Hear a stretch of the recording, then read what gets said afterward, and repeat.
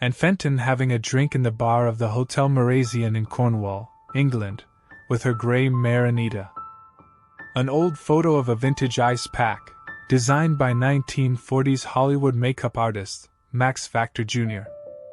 Gertrude Schilling, mother of hat designer and milliner David Schilling, with one of her son's characteristically flamboyant hats, circa 1971. This photo was taken on March 8, 1935, and is the last known photo taken of Hachiko the loyal dog while he was alive.